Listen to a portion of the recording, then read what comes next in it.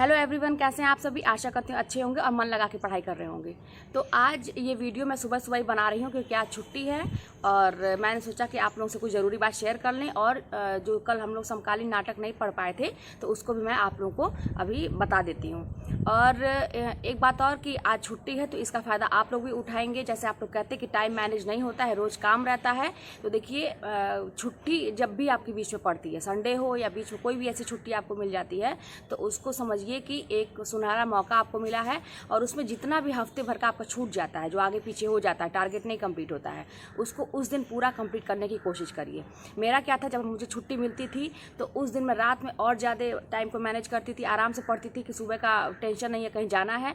और सुबह भी जल्दी से उठ के 2-4 घंटा और करती थी, जब फिर जल्दी जल्दी काम करके निपटा के फिर जल्दी से बैठ जाती थी पढ़ने। तो आज पूरे दिन का समय जो है आप अच्छे से अपने पढ़ाई में मैनेज कर लीजिए। जो छूटा हुआ है, जो चीज़ छूटी हुई है पहले की, उसको भी आप मैनेज कर लीजिए। ठीक है, तो यही ऐसे ही टाइम मैनेज किया जाता है कि जब आपको मौका मिले तब आप मैनेज कर लीजिए। ठीक है, तो चलिए इसमें क्या हम बताने वाले हैं। जैसे मैंने कल कहा था कि प्रश्न रिपीट नहीं होते हैं, तो बहुत सारे लोगों का कमेंट आने लगा कि होते भी हैं। जैसे इंग्लिश का किसी ने एक बात किया कि इंग्लिश में 26 प्रश्न रिपीट हुए थे। तो ठीक है, रिपीट हुए थे, लेकिन जो 2021 का पेपर दिए होंगे हिंदी का, वो देखे होंगे हिंदी का प्रश्न कैसा आया था, और पीजीटी का भी देखे होंगे। टीजीटी की बात करें तो टीजीटी का 2021 का प्रश्न कैसा आया था, और पीजीटी का भी आप लोग जिन्होंने दिया होगा वो भी जानते होंगे। मैंने तो पीजीटी नहीं भरा था, लेकिन मैंने प्रश्न देखा था, मैंने बस टीजीटी ही फॉर्म फिल किया था, तो इसीलिए मेरा पूरा फोकस उसी पे था, मुझे किसी भी हाल में वो निकालना ही था। तो कहने का ये मतलब है कि जो प्रश्न रिपीट नहीं होते उसके बारे में हम बात करते हैं। देखिए मेरा क्या था, मैंने जो गलती मैंने की है मैं नहीं चाहती हूँ कि आप लोग करिए, या बहुत सारे लोग का अनुभव होगा, जो लोग 2021 में कुछ नंबर से चूक गए होंगे या जिसका निकला भी होगा, वो लोग भी ये चीज़ समझ रहे होंगे कि मैं क्या कहना चाहती हूँ। जैसे मैंने जो क्या गलती किया था कि जैसे अच्छे से पूरा पढ़ाई किए थे, पूरा पुराने पैटर्न पर, जैसे 15 साल के जितने भी प्रश्न हैं, शिल्पी का ले लीजिए या कोई भी प्रैक्टिस है जिसमें जैसे पुराने प्रश्न हैं, उसको तो मैंने मतलब एक एक प्रश्न को कितनी बार मैंने रिवाइज़ किया था। घटना चक्र भी मैंने लिया था, जिसको पूरा मतलब मैंने हर एक, मतलब यही नहीं टीजीटी का, इन्हें नेट जीआरएफ से लेकर सारे प्रश्नों को मैंने देख डाला था। लेकिन जब पेपर सामने आया और फिर क्या कहते हैं कि किताब जो भी थी मेरे पास, किताब थी, नोट्स थी, मतलब सब कुछ, इतना ये कॉन्फिडेंस हो गया था कि अब कहीं से पूछेगा, अब कहीं से पूछेगा, यही ना पूछेगा, यही पैटर्न है, इन्हीं सब प्रश्नों में से पूछेगा तो मैं कर लूँगी। लेकिन जब वहाँ मैं एग्ज़ाम हॉल में बैठी तो आँख के सामने जैसे पहला पेपर जब खुला, उसका पेपर जो क्वेश्चन पेपर था, पहला पेज देखे कुछ भी नहीं आ रहा है, दूसरा पेज देखिए कुछ भी नहीं आ रहा है, तीसरा, चौथा, ऐसे बढ़ते जा रहे हैं, देख रहे हैं कि इक्का दुक्का उसमें से क्वेश्चन आ रहा है, बाकी क्वेश्चन मुझे आ ही नहीं रहे हैं। तो ये स्थिति क्यों हो गई? क्योंकि हालांकि ऐसा नहीं था कि वो नहीं आ रहे थे, वही जो मैंने कल आपको बताया था कि वो क्वेश्चन को घुमा देते हैं, क्वेश्चन वही रहता है, लेकिन बस वही है कि सीधे सीधे नहीं पूछेंगे, उसी चीज़ को घुमा देंगे, थोड़ा सा दिमाग पर जोर डालेंगे तो आप कर सकते हैं। लेकिन वही चीज़ है कि मैंने यही सोचा था कि जैसा 15 साल से आ रहा है वही चीज़ आएगा, तो मेरे दिमाग को वही चीज़ बैठा लिया था दिमाग में, इसलिए मैं इतना हड़बड़ा गई, लगा कि जैसे पूरा जीवन ही खत्म हो गया। इतना मेहनत करने के बाद भी अगर अब नहीं होगा तो फिर क्या होगा। तो वही जो गलती मैंने की है, इसलिए मैं आप लोगों को बता रही हूँ कि दिमाग में पहले से ये चीज़ लेके चलिए कि पेपर कठिन आएगा, टीजीटी का है ना, टीजीटी में क्योंकि इंटरव्यू नहीं है तो पेपर का स्तर जो है कठिन आएगा। पीजीटी में आपको पैटर्न में मिल सकता है, जैसे पुरानी जो 15 साल से चले आ रहे हैं, या पुराना ही देखिए, वो लेवल का प्रश्न था लेकिन उसमें इंटरव्यू भी है तो इसलिए वो लेवल का प्रश्न पूछता है। लेकिन टीजीटी में मान के चलिए कि पेपर कठिन आएगा।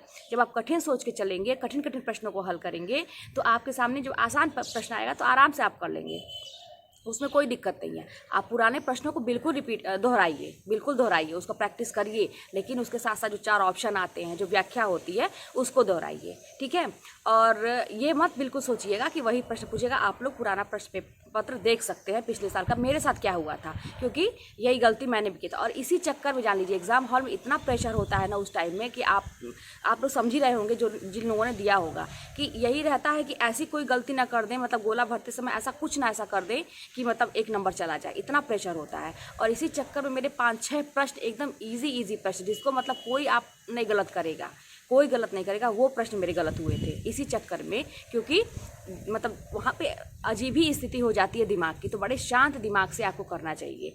और फिर आप लोग अभी पूछेंगे कैसे मैंने किया, मैनेज किया, तो वही बात है, पहले तो मैंने प्रश्न पत्र को मैं पलटती गई, उसके एक एक पन्ने को, कुछ भी नहीं आ रहा था, एक का दुक्का बस कुछ पढ़ा हुआ आ रहा था। फिर वही बात है कि सोची कि अब क्या होगा, जैसे लगा कि पूरे शरीर में एक मतलब झंझनाहट सी होने लगी कि अब क्या होगा, पूरा ख़त्म हो गया सब कुछ। लेकिन फिर मैंने सोचा कि कुछ ना कुछ तो करना ही है। फिर मैं करती गई और उसके बाद वही चीज़ है कि प्रश्नों को घुमा के पूछा था, याद करती गई।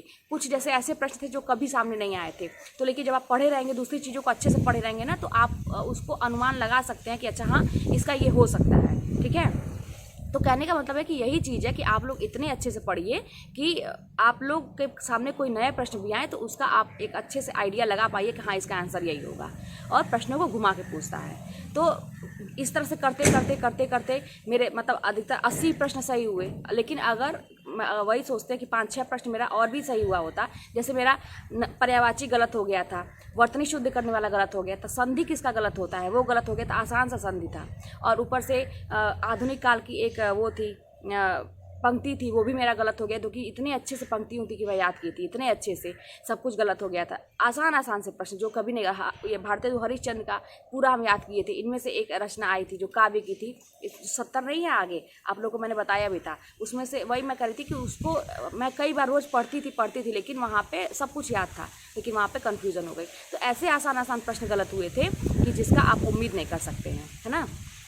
और जैसे आप लोग कह रहे हैं कि रटना पड़ता है, हिंदी ऐसा सब्जेक्ट कि रटना पड़ता है। रचना तो मान लीजिए ट्रिक से याद हो जाती हैं, लेकिन बाकी कथन को रटना पड़ता है। देखिए रटिए मत, मैं रटती नहीं थी। उसको भी क्या है ना कि जब मैं कोई लाइन पढ़ती थी ना, तो उसमें उसके 1-2 शब्दों को मैं पकड़ लेती थी, और जो किसने कहा है क्या चीज़ है उससे मैं जोड़ देती थी। ठीक है, आपको मैं जब ये पढ़ा रही हूँ, जब ये समकालीन नाटक या कोई भी जब बीच का इंपॉर्टेंट चीज़ पढ़ा रही हूँ, वहाँ पर मैं बताते चल रही हूँ। ठीक है, कि और रिवीजन कई बार जब आप करेंगे, जब 5-6 बार उसी चीज़ को रिपीट करेंगे ना, तो आपको याद रहेगा मन से, एकदम मन से। और पेंसिल लिए रहिए, जो भी शब्द लगता है कि इंपॉर्टेंट है, पकड़ने लायक है शब्द को, उसको हाईलाइट करते चलिए, और उसको 2-3 जब भी पढ़िए तो उन शब्दों पर विशेष ध्यान दीजिए, और उन शब्दों के किसी अक्षर को पकड़ लीजिए, उन शब्दों को पकड़ लीजिए, रिलेट करिए चीज़ों को। रिलेट कर करके ही याद होगा, रटने से नहीं याद होगा, और कई बार जब रिपीट करेंगे तब याद होगा। तो आज के इस वीडियो में यही कहना था कि देखिए बिल्कुल हल्के में मत लेके चलिए कि प्रश्न रिपीट होंगे, हो जाएंगे तो अच्छी बात है ना।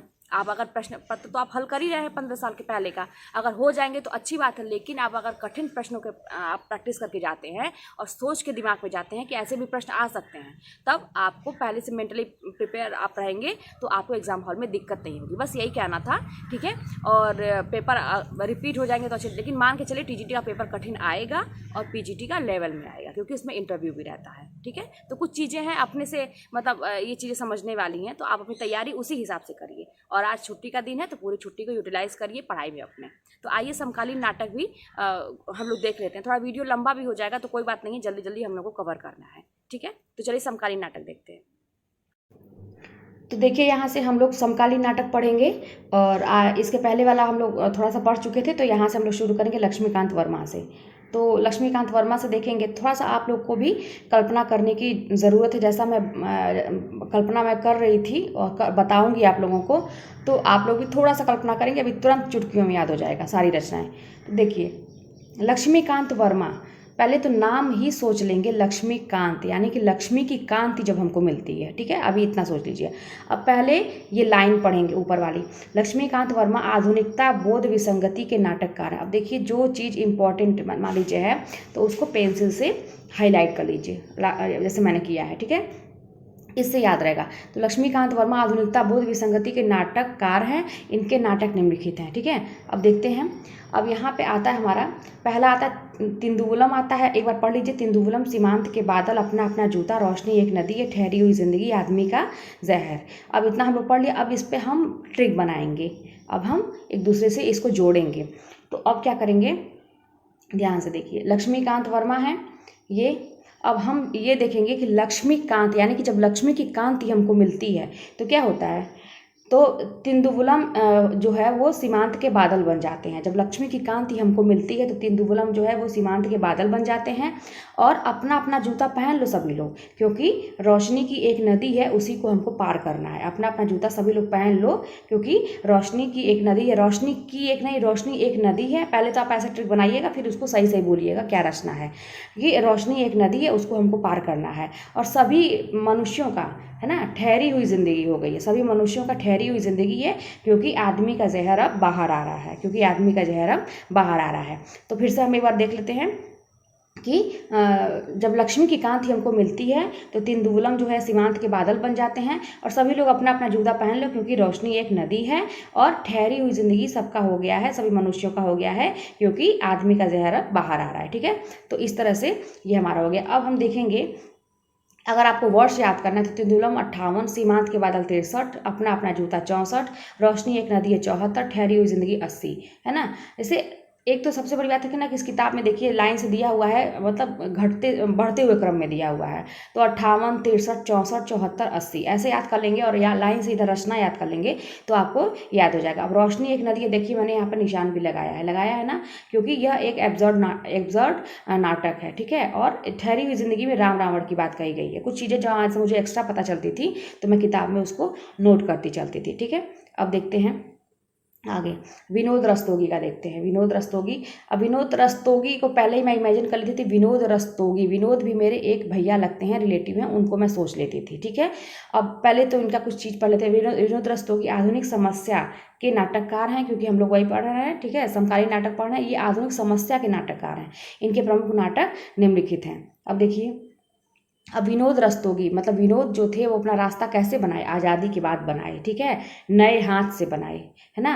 विनोद रस्तोगी जो है, अब ऐसे पढ़िए, आप ऐसे मत पढ़िए। विनोद रस्तोगी अपना रास्ता, रस्तोगी मतलब रास्ता, तो विनोद जो है अपना रास्ता आज़ादी के बाद बनाए और नए हाथ से वो बर्फ़ की मीनार बनाए। अब थोड़ा सा इमेजिन करिएगा, जब भारत हमारा आज़ाद हुआ था, ठीक है, उस टाइम को सोचने की बात है कि विनोद अपना रास्ता कब बनाए, आज़ादी के बाद बनाए और नए हाथ से वहीं पर बर्फ़ की मीनार बनाने लगे और कहने लगे जनतंत्र जिंदाबाद, जनतंत्र जिंदाबाद। है, जिंदाबाद के नारे लग रहे थे ना, तो जनतंत्र जिंदाबाद, इतना हो गया। अब वहीं पे वो जब गोपा का दान किए तो देश के दुश्मन जो है वो भागने लगे। जब गोपा का दान किए वो, तो देश के दुश्मन भागने लगे और उन सब का क्या हो गया, फिसलन और पाँव हो गया, मतलब सब फिसलने लगे। जब भाग रहे थे ना तो सब फिसल रहे थे एक दूसरे के ऊपर। तो जब गोपा का दान किए वो, तो देश के दुश्मन क्या हो गया, भागने लगे और उनका फिसलन और पाँव हो गया। मतलब इमेजिन करिए कि वो फिसल रहे थे, भाग रहे थे, लेकिन आप बोलेंगे क्या, फिसलन और पाँव। और फिर भगीरथ के बेटे को, ये भगीरथ का बेटा कहाँ बैठा था, सराय के अंदर बैठा था, ये सब देख रहा था बैठ के। भगीरथ का बेटा जो है सराय के अंदर बैठ के ये सारी चीज़ें देख रहा था। तो एक बार फिर से देख लेंगे कि विनोद जो है अपना रास्ता, विनोद रस्तोगी मतलब रास्ता, विनोद रस्तोगी जो है अपना रास्ता आज़ादी के बाद बनाए और नए हाथ से वो बर्फ़ की मीनार बनाने लगे और कहने लगे जनतंत्र जिंदाबाद। और फिर जब गोपा का दान किए तो देश के दुश्मन भागने लगे, जैसे उनका फिसलन और पाँव हो गया। और भगीरथ का बेटा ये सब सराय के अंदर बैठ के देख रहा था। ठीक है, अब आगे देखते हैं। लक्ष्मी नारायण लाल, इनका थोड़ा बड़ा है। अब एक लक्ष्मी नारायण मिश्र भी थे, हम लोग समस्या नाटक वो लिखे थे, उनका भी हम लोग पढ़े थे। और लक्ष्मी नारायण लाल है, ये ध्यान दीजिएगा, लाल है। तो अब याद कैसे करेंगे, जब भी हम इनकी रचना याद करेंगे तो लक्ष्मी नारायण के साथ लाल को बोल देंगे, है ना, लाल को बोल देंगे, तब आपको हमको याद रहेगा। अब देखिए, हम कहेंगे कि लक्ष्मी नारायण मतलब लक्ष्मी और नारायण जो भगवान थे ना, लक्ष्मी नारायण, उनका लाल जो था मतलब उनका जो बेटा था, है ना, याद इमेजिन कर लेंगे कि भगवान जो लक्ष्मी जी थे और विष्णु जी, उनका जो पुत्र था, उनका लाल जो था वो क्या कर रहा था, लक्ष्मी नारायण लाल, लक्ष्मी का जो लाल था वो क्या कर रहा था, एक दिन क्या किया, वो अंधा कुआं में वो झांकने लगा। ठीक है, अब यहाँ पे थोड़ा सा हम कहानी बनाएंगे, थोड़ा सा यहाँ से देख लेते हैं। ठीक है, लक्ष्मी नारायण का जो लाल था वो एक दिन अंधा कुआं में झांकने लगा, तो वहाँ पे उसने क्या देखा, मादा कैक्टस देखा वहाँ पे। ठीक है, अरे कुएं में कैक्टस वक्टस नहीं हो जाते हैं सब, तो वहाँ पे उसने मादा कैक्टस देखा और वो देखा कि 3 आँखों वाली मछली है, उसी कुएं में 3 आँखों वाली मछली थी। ठीक है, अब यहाँ पे कुएं का सीन खत्म हो गया आपका। लक्ष्मी नारायण का जो लाल था वो एक दिन कुआं में झांका और देखा कि मादा कैक्टस है वहीं पर और 3 आँखों वाली मछली थी। ठीक है, अब देखिए, अब वो देखा वहाँ पे और उसने देखा कि वहीं पे एक सूखा सरोवर भी है। ठीक है, वहीं पे एक सूखा सरोवर है जहाँ पर नाटक बहुरंगी हो रहा था, मतलब सूखा, इमेजिन करिए कुआं था वहाँ पे, ये सब देखा उसने, और बगल में एक सूखा सरोवर था वो सूख गया था और वहीं पे एक नाटक वटक हो रहा है, नाटक बहुरंगी हो रहा है, जिसमें कौन कौन था नाटक में, तोता मैना थी, नाटक तोता मैना का हो रहा था। ठीक है, नाटक बहुरंगी हो रहा था और नाटक तोता मैना का हो रहा था। ठीक है, अब उसी सरोवर के बगल में एक रातरानी का पौधा था, एक इमेजिन करिए, एक दृश्य इमेजिन करिए, रातरानी का पौधा था और वहीं पे दर्पण भी था। दर्पण, जादुई दर्पण लगा था, समझिए दर्पण भी था, ठीक है। और उस दर्पण में क्या दिख रहा था, रक्तमाल दिख रहा था। किस तरह दिख रहा था, सूर्यमुख की तरह। सूर्य जैसे लाल होता है ना, सूर्य का मुख लाल होता है, वैसे ही रक्तमाल दिख रहा था सूर्यमुख की तरफ। तो एक इमेजिन करिए कि एक मतलब नाटक हो रहा था सूखा सरोवर के पास, नाटक बहुरंगी हो रहा था। और नाटक किसका था, तोता मैना का था। और मतलब एक कहानी जैसे बनाइए कि जैसे, और वहीं पर रात रानी का पौधा था और एक दर्पण भी था, है ना। और उस दर्पण में क्या दिख रहा था, रक्तमाल दिख रहा था। कैसा दिख रहा था, सूर्यमुख की तरह था, ठीक है। अब यहाँ पे देखिए आपको इतना चीज याद हो गया कि लक्ष्मी नारायण लाल का जो है, एक दिन जो लक्ष्मी नारायण का जो लाल है वो अंधा कुआं में झांका, मादा कैक्टस दिखा, 3 आंख वाली मछली भी थी वहीं पे, और वहीं पे सूखा सरोवर था जहाँ पे नाटक बहुरंगी हो रहा था और नाटक तोता मैना का हो रहा था। और वहीं पर रात रानी था और रात रानी का पौधा था, और साथ में दर्पण भी, एक दर्पण भी लगा था जिसमें रक्तमाल दिख रहा था सूर्यमुख की तरफ, ठीक है ना। अब इतना याद हो गया। अब हमको पहले हम सारा इसका वो पढ़ लेंगे, उसके बाद इसका डिटेल जानेंगे। अगर आपको सन याद करना होगा तो साथ साथ सन भी इसके बाद बोलेंगे, लेकिन पहले हम पूरा जो है इसका वो समझ लेंगे, एक दूसरे को लिंक कर लेंगे एक दूसरे से। अब देखिए यहाँ पे सूर्यमुख के बाद आप देख रहे होंगे कि मैंने यहाँ पे ये अंडरलाइन किया है, अंडरलाइन कर दिया है पेंसिल से। अब यहाँ पे एक कहानी बनी है, क्योंकि बहुत लंबी है, इनकी रचनाएं बहुत ज़्यादा दिया है यहाँ पे, तो यहाँ पे एक कहानी बनी। अब यहाँ पे ये सब खत्म हो गया, अंधा कुआं, सरोवर, ये सारे नाटक यहाँ पे खत्म, ये सारी कहानी खत्म हो गया। अब दूसरा हम लोग देखते हैं। अब यहाँ से दूसरी कहानी हम बनाएंगे कलंकी से। तो इतना होने के बाद अब कलंकी नाम की एक लड़की थी, ठीक है। एक लड़की थी, बहुत कलंकी थी, मतलब कलंक लगता था उसके ऊपर। तो कलंकी नाम की एक लड़की थी जिससे कौन गया था, मिस्टर अभिमन्यु मिलने गए थे। बस जब तक मिलने गए वहीं पर कर्फ्यू लग गया। अब क्या करें, तो उनको दूसरा दरवाजा से भागना पड़ा, है ना। कलंकी ने कहा कि भाई दूसरा दरवाजा से भाग जाओ, कर्फ्यू लगा है। अब वहीं पे अब्दुल्ला दीवाना बैठा हुआ था, ठीक है। अब्दुल्ला दीवाना बैठा हुआ था। अब वो नरसिंह कथा कह रहा था व्यक्तिगत रूप से, ठीक है। नरसिंह कथा नहीं, आप ऐसे मत करिए, नरसिंह कथा कह रहा था। अब्दुल्ला दीवाना बैठा था, वो नरसिंह कथा कह रहा था। और व्यक्तिगत रूप से अपने गुरु से एक प्रश्न पूछा उसने, ठीक है। व्यक्तिगत रूप से उसने अपने गुरु से प्रश्न पूछा, एक यक्ष प्रश्न पूछा, ठीक है। व्यक्तिगत रूप से उसने गुरु से अपने एक यक्ष प्रश्न पूछा कि क्या एक सत्य हरिश्चंद्र हैं, क्या एक सत्य हरिश्चंद्र हैं। वो प्रश्न पूछ रहा है कि भाई हरिश्चंद्र का नाम तो सभी लोग सुनते हैं कि सत्य हैं, सत्य हैं। तो पूछ रहा है अपने गुरु से व्यक्तिगत रूप से कि क्या, यक्ष प्रश्न पूछ रहा है कि क्या एक सत्य हरिश्चंद्र हैं। तो यहाँ पे देखिए हमारी एक कहानी, कलंकी वाली कहानी, अब्दुल्ला दीवाना और मिस्टर अभिमन्यु, यहाँ पे ये कहानी हमारी खत्म हो जाती है। यहाँ पे 3 कहानी बनेगी इनकी रचनाओं में। एक कहानी अंधा कुआं वाला था, सरोवर वाला था, खत्म हो गई। दूसरी कहानी हमारी बन गई ना, ये कलंकी के ऊपर, अभिमन्यु के ऊपर, और ये जो अब्दुल्ला दीवाना है इसके ऊपर। एक बार फिर से देख लेते हैं कि कलंकी जो है, कलंकी नाम की एक लड़की थी, उससे मिलने मिस्टर अभिमन्यु गए थे, वहीं पर कर्फ्यू लग गया तो उनको दूसरा दरवाजे से भागना पड़ा। वहीं पर अब्दुल्ला दीवाना बैठा था जो नरसिंह कथा कह रहा था, और व्यक्तिगत रूप से अपने गुरु से एक यक्ष प्रश्न पूछा। उसने यक्ष प्रश्न पूछा और कहा कि क्या सत्य हरिश्चंद्र हैं, ठीक। ये हो गया ये आपका। अब देखिए यहाँ पर देखिए मैंने फिर पेंसिल से मैंने एक इसको 3 भाग में बांटे, पेंसिल से मैंने निशान लगा लिया है। अब देखिए यहाँ पर हम देखेंगे तीसरा कहानी क्या बनता है हमारे। यहाँ से बनेगा गंगा माटी से, ठीक है। अब यहाँ पे इमेजिन करेंगे हम गंगा माटी, यानी कि इमेजिन कर लीजिए गंगा के घाट पे जो लोग गए होंगे तो वहाँ के किनारे किनारे का देखे होंगे बलुई मिट्टी होती है, या जैसे भी मिट्टी होती है, कहीं भी आप नदी किनारे गए होंगे तो आप देखते होंगे। तो गंगा माटी इमेजिन कर लीजिए, दृश्य इमेजिन कर लीजिए। अब गंगा माटी में एक शगुन पंछी थी, है ना। एक गंगा माटी में एक शगुन पंछी बेचारी बड़ी गंभीर अवस्था में वहीं पड़ी हुई थी, जिसका सब रंग मोह भंग हो गया था। अरे भाई घायल होकर किसी तरह से गिरी होगी वहीं पे। तो गंगा माटी में एक शगुन पंछी गिरी हुई थी, उसका सब रंग मोह भंग हो गया था। अब वहीं पे पंच पुरुष आए। अब पंच पुरुष के नाम पर तुरंत आप इमेजिन कर लीजिए महाभारत के पांडव, ठीक है। पांडव, पंच पुरुष मतलब पांडव, वहीं पे पांडव आए और वहीं से राम की लड़ाई होने लगी उनसे। भाई कोई देखिए तालमेल नहीं है, लेकिन फिर भी हम बैठाएंगे इस तरह से। पंच पुरुष आ गए, पांडव और पंच पुरुष आ गए, वहीं पर राम की लड़ाई होने लगी। कहाँ पर, गंगा माटी में ही हो रही है, वहीं शगुन पंछी पड़ी हुई थी। तब तक क्या हुआ कि उधर से बलराम जो है ना वो तीर्थ यात्रा लेके निकल रहे। भाई कृष्ण भगवान वाले बलराम जो है रथ पे पूरा तीर्थ यात्रा मतलब लेके निकल रहे हैं, वहीं पे रथ होत से अपने निकल रहे हैं वहीं पे। तो वो अब देखे इन लोगों की लड़ाई, किसकी लड़ाई, राम की लड़ाई और पंच पुरुष की लड़ाई वहीं पे देख रहे थे। तो बलराम सोचे कि चलो इनकी लड़ाई को छुड़वाया जाए। तो वो कहे कि ए तुम लड़ाई बंद करो और चलो कजरी वन में चलते हैं, चलो कजरी वन में चलते हैं, तुमको वहीं पर सुंदर रस मिलेगा। अब भाई जैसे बच्चों को नहीं भुलवाया जाता है लड़ाई झगड़ा छुड़वाने के लिए, तो वो कहे बलराम तीर्थ यात्रा जब लिखे, बलराम की तीर्थ यात्रा जब निकल के आई तो बलराम कहे कि ये चलो लड़ाई बंद करो, चलो कजरी वन में चलते हैं, तुमको वहीं पर सुंदर रस मिलेगा। और एक चीज़ और कहे कि कॉफ़ी हाउस में तुम्हारा इंतजार कोई कर रहा है, कॉफ़ी हाउस में इंतजार कर रहा है। तो वो लोग पूछे कौन, तो कहे हाथी घोड़ा चूहा ये सब कॉफ़ी हाउस में तुम्हारा इंतजार कर रहे हैं, चलो यहाँ से लड़ाई झगड़ा बंद करो। ठीक है, तो ये हमारी एक कहानी यहाँ पर बन गई। एक बार फिर से देखते हैं कि गंगा माटी में सगुन पंछी पड़ी हुई थी, उसका सब रंग मोहभंग हो गया था, पंच पुरुष और राम की लड़ाई होने लगी। तब तक बलराम की तीर्थ यात्रा निकली और वो बलराम कहे कि तुम लोग लड़ाई झगड़ा बंद करो, कजरी वन में चलो, वहीं सुंदर रस मिलेगा। और कॉफ़ी हाउस में इंतजार भी कर रहे हैं लोग तुम्हारा। तो वो लोग पूछे कौन, तो ये कहे हाथी घोड़ा चूहा। ठीक है, अब यहाँ पे देखिए हमारे सारे इतने सारे जो हैं हमारे लक्ष्मी नारायण लाल के याद हो गए हैं। ठीक है, अब थोड़ा सा पढ़ते चलेंगे हम। जैसे अंधा कुआं 1955 में जनवादी नाटक है, समस्या चित्रित है। मादा कैक्टस 59 में है, प्रतीकात्मक नाटक है। 3 आंखों वाली मछली 60 में है। तो इसको देखिए, हम तो एक बार पढ़ना, कई बार आप रिवीजन करेंगे तुरंत रचना के साथ। पहले एक बार लिंक बना लीजिए, रचना के साथ तुरंत सन बोलिए, उसका व्याख्या देखिए आप। सूखा सरोवर 1960 में है, प्रतीकात्मक काव्य नाटक है। नाटक बहुरंगी 61 में है। नाटक तोता मैना जो है 62 में है, लोक नाट्य है। रात रानी 62 में है। दर्पण इंपॉर्टेंट था, मुझे कहीं मैं पढ़ी होंगी तो मैंने इंपॉर्टेंट लगाया है। दर्पण 62 में है, मनोवैज्ञानिक नाटक है। रक्तमाल 63 है और सूर्यमुख जो है, सूर्यमुख आपका 68 में है। महाभारत युद्ध के पश्चात कृष्ण और द्वारिका के नष्ट होने पर आधारित है, इंपॉर्टेंट है, देख लीजिएगा। कलंकी 1959 में है, पौराणिक हिंदू मिथक पर आधारित है। मिस्टर अभिमन्यु 71 में महाभारत के कथानक पर आधारित। भाई अब यहाँ पर थोड़ा सा अभिमन्यु का महाभारत में ही तो था। कर्फ्यू जो है 72 में लघु नाटक है। दूसरा दरवाजा लघु नाटक है, 72 में है ये भी।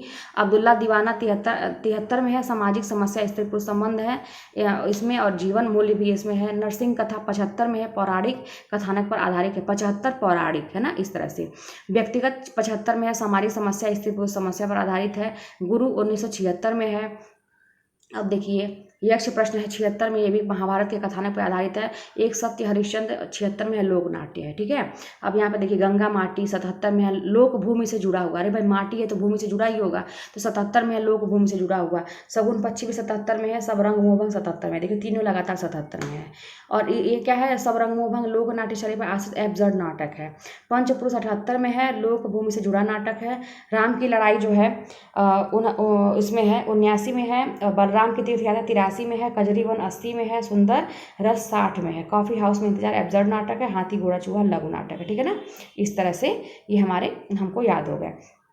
अब यहाँ पे आगे बढ़ते हैं। ये देखिए सर्वेश्वर दयाल सक्सेना, ठीक है, सर्वेश्वर दयाल सक्सेना जनवादी नाटककार हैं। सर्वेश्वर दयाल सक्सेना जनवादी नाटककार हैं। इनके नाटक लोक नाट्य शैली में आबद्ध हैं, लोक नाट्य शैली में, ठीक है, आबद्ध हैं। अब देखिए सर्वेश्वर, पहले नाम को देखिए, सर्वेश्वर यानी कि सबके ईश्वर, यानी कि भगवान है ना, सर्वेश्वर सबके ईश्वर। जनवादी हैं भाई, जनवादी रहेंगे नहीं, बस सबके जनों की रक्षा करते हैं, तो ये याद हो गया। अब देखिए कि सर्वेश्वर दयाल सक्सेना 3 नाटक लिखे थे, 3 ही नाटक लिखे थे। भगवान भाई ज़्यादा काम नहीं करते हैं, 3 नाटक लिखे थे।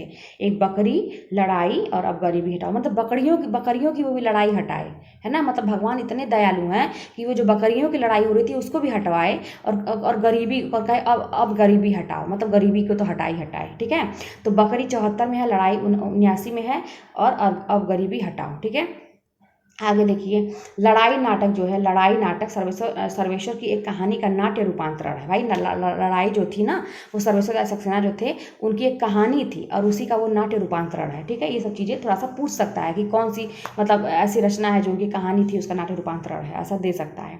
अगला देखिए शंभुनाथ सिंह। अब शंभु भगवान शंकर है ना, शंभुनाथ भगवान शंकर, शंभुनाथ इमेजिन कर लीजिए। अब आगे पढ़ते हैं। शंभुनाथ विसंगति बोध के नाटककार हैं। दीवार की वापसी और अकेला शहर इनके 2 प्रमुख नाटक हैं।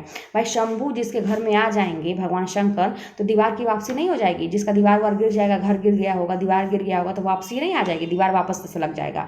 और अकेला शहर में भी आदमी चलने लगता है ना, डरता नहीं है किसी, अकेला शहर में चलने लगता है जब शंभुनाथ आ जाते हैं। तो आगे देखिए अमृत राय ने 3 नाटक लिखे थे। अमृत राय, अमृत जब पिया गया, अमृत पिया गया, अमृत से ले लीजिए, ने 3 ही नाटक ये भी लिखे थे।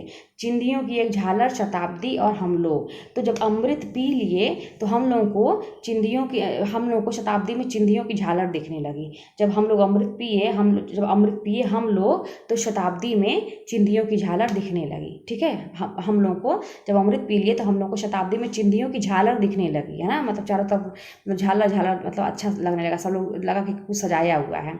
ठीक है, और ये है 1969 में। ठीक है, आगे देखिए, अमृत राय के तीनों नाटकों, ये इंपॉर्टेंट, अमृत राय के तीनों नाटकों को आज अभी, अरे अ से अमृत और अ से अभी, है ना, तो अमृत राय के तीनों नाटकों को आज अभी 1973 शीर्षक से एक जिल्द में प्रकाशित कराया गया।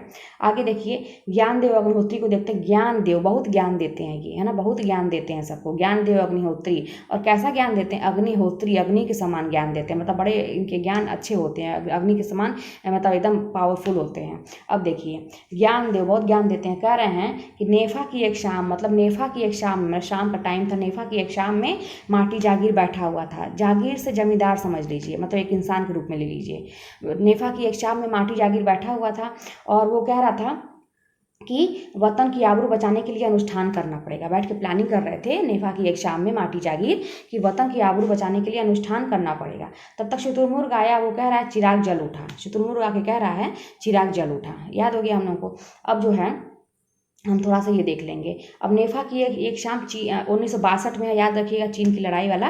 तो चीनी आक्रमण के समय की स्थिति का चित्रण है। माटी जागीर 64 में है, ग्राम विकास योजना और 12 तत्वों का चित्रण। माटी जागीर, माटी कहाँ होता है? गाँव में होता है ना, ग्राम में होता है, तो ग्राम ऐसे याद कर लेंगे। वतन की आबरू 66 में है, तो वतन की आबरू, भाई आप वतन की आबरू बचाने के लिए देखिए पाकिस्तानी आक्रमण के विरुद्ध लड़े हुए युद्ध का चित्रण है, किस तरह से मतलब वतन की आबरू हम लोग बचाए थे।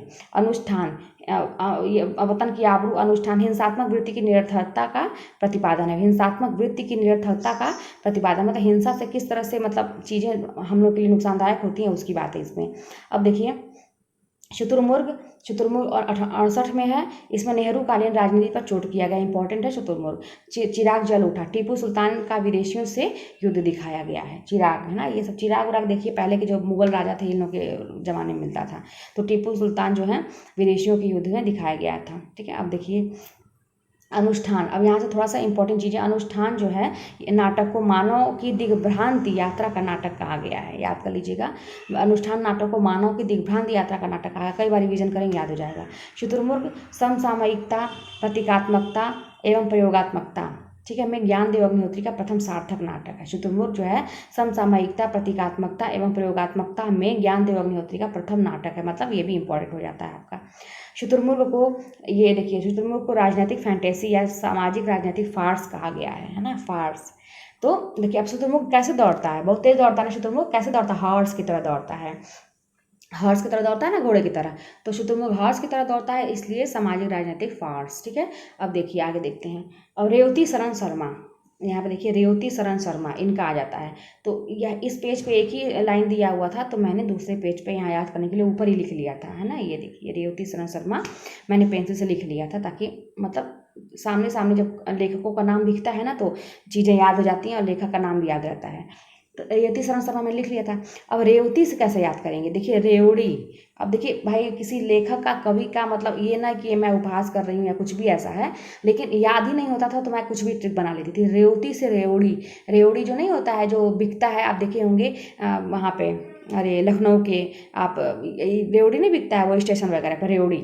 तो रेवती से रेवड़ी, अब इमेजिन कर लीजिए कि रेवड़ी जिस ठेले पे बिकता है तो क्या सीन रहता होगा, रात का समय है, रेवड़ी बिक रहा है ठेले पे। अब देखिए जब रेवड़ी बिक रहा है तो वहाँ पे जो था वो आदमी जो बेच रहा था वो चिराग की लौ जलाया हुआ था। भाई रात का समय था तो वो चिराग जलाएगा ना, वो चिराग का लौ जलाया हुआ था। और वो कह रहा था, वो आदमी जो बेच रहा था रेवड़ी, वो कह रहा था अपनी अपनी धरती है ना, सब अपनी अपनी धरती है, हम लोग कहीं भी बेचेंगे। वो कह रहा था रेवड़ी, चिराग की लौ जला रहा था, कहता अपनी अपनी धरती है। और वो कह रहा था कि अंधेरे का बेटा का ना धर्म है ना ईमान है। भाई अंधेरा हो गया था तो ये तो सोचेगा नहीं, इसलिए हमको क्या है, चिराग की लौ जलानी पड़ रही है। तो चिराग, रेवती शरण शर्मा बोल दीजिएगा बीच बीच में। तो जब रेवड़ी बेचने वाला जो आदमी था वो कह रहा था, रात के समय बेच रहा था, तो चिराग की लौ अपने ठेले पे जलाया हुआ था और कह रहा था कि अपनी धरती है और अंधेरे का बेटा का न धर्म है न ईमान है, इसलिए हमको दीप शिखा जलानी पड़ती है। दीप शिखा भी दीपक से ले लीजिएगा, हमको इसलिए दीप शिखा जलानी पड़ती है। ठीक है, अब आगे देखते हैं राजेंद्र कुमार का। राजेंद्र कुमार शर्मा। अब राजेंद्र भी हमारे एक रिलेटिव हैं, मतलब रिश्तेदारी में आते हैं, तो उनको मैं सोच लेती थी। तो वो क्या किए थे ना कि अपना वो घर बनवाए थे, पुराना घर गिरा मतलब तोड़वा के, तो इससे मैं इमेज रिलेट कर लेती थी उनको। अब देखिए पहले तो ये देखेंगे, राजेंद्र कुमार शर्मा एक स्वदेशीवादी नाटककार हैं। शर्मा स्वदेशीवादी, इस तरह से शर्मा स्वदेशीवादी नाटककार हैं। अब इनके जो हैं इनके नाटक निम्न है। एक है, ज़्यादा नहीं है, एक है रेत की दीवार है, अपनी कमाई और नीलाम घर, 3 है। अब देखिए, जब मैंने सोच लिया था उनको कि वो अपना घर बनवाए थे, तो रेत की दीवार मतलब अब रेत की दीवार वो बनवाए थे अपनी कमाई से। भाई अपना घर वो तोड़वा के बनवाए थे, तो रेत की दीवार बनवाए वो अपनी कमाई से, और अपना जो पुराना घर था उसको नीलाम कर दिए, नीलाम घर कर दिए, पुराने घर को नीलाम घर कर दिए। ठीक है, तो इस तरह से आप रिलेट करके किसी से भी बना सकते हैं।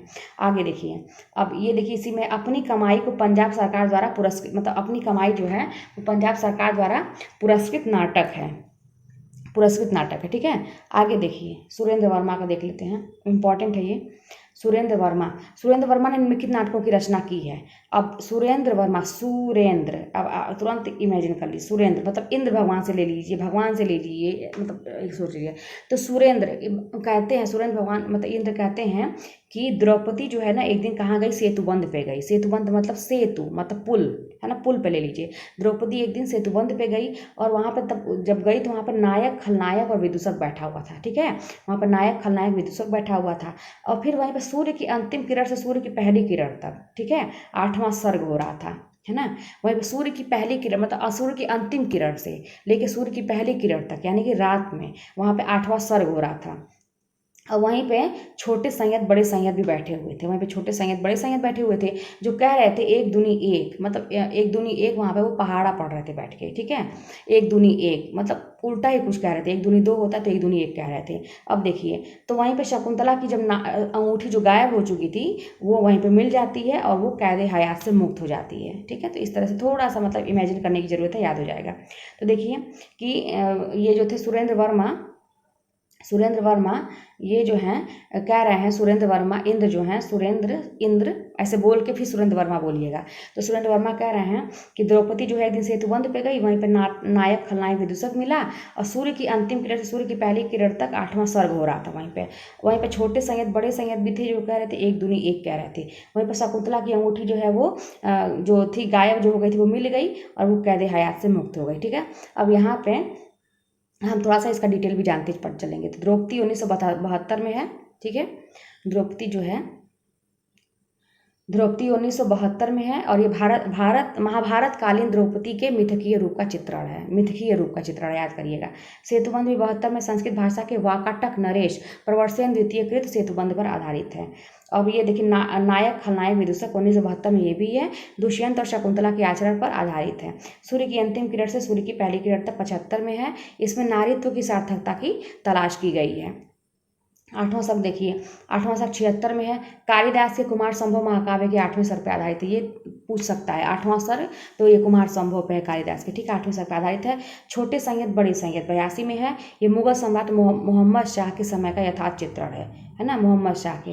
अब देखिए, एक दूनी एक जो है 87 में है, और शकुंतला की अंगूठी 90 में है। अभिज्ञान शाकुंतला नाटक की पुनर्निर्मित है ये, और कैद हयात जो है ये 93 में है, मिर्जा गालिब के जीवन पर आधारित है। देखिए, ये सब चीज़ ना कई बार रिवीजन, अरे आप ऐसा रिवीजन करेंगे ना, आप जितना रिवीजन करेंगे एकदम अच्छे से, मतलब मैं इतना मतलब पढ़ती थी, सही बता रहे हैं कि मतलब जब मैं बोलती थी तो जैसे मुंह इतना दर्द करने लगता था, क्योंकि मुझे चीज़ें समझ, जैसे मैं पढ़ रही हूँ ना, अभी आप लोगों को पढ़ा रही हूँ, ऐसे ही मैं बोल बोल के पढ़ती थी, और लगता था कि जैसे मतलब हरारत हो जाती थी, जैसे लगता ना कि चेहरा एकदम गर्म हो गया है, बुखार जैसा हो गया है, इतना मतलब जब आप पढ़ने बैठी तो इतना हो जाता था, इतना मेहनत में करती थी।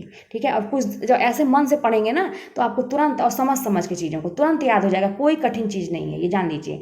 बिल्कुल मत सोचिए कि बहुत ज़्यादा कोर्स है, क्या करें, बिल्कुल कठिन चीज़ है। एक समय ऐसा आएगा कि आपको लगेगा कि अरे इतना ही तो है यार, ये पढ़ेंगे। जब एक बार आप ऐसे रचनाओं को लिंक कर लेंगे, या कोई भी कथन पढ़ रहे हैं, कोई भी बीच का डिटेल है, जैसे आप लोग कह रहे थे कि रटना पड़ता है, बिल्कुल रटना नहीं पड़ेगा। ऐसे समझ के पढ़ेंगे, शब्दों को पकड़िए, उसे जोड़िए, शब्दों को पकड़िए, जोड़िए, है ना। करेंगे एक बार, बस मेहनत करना पड़ेगा। उसके बाद फटाफट जब रिवाइज दोबारा करेंगे ना, आपको लिंक जैसे ही आप करेंगे वो लिंक आपके दिमाग को तुरंत आ जाएगा कि अच्छा इसका ऐसे पढ़ना है। आपको फटाफट आप रिवाइज करेंगे, कोई दिक्कत नहीं होगी। बस आप लोग मेहनत करिए पहले टाइम में।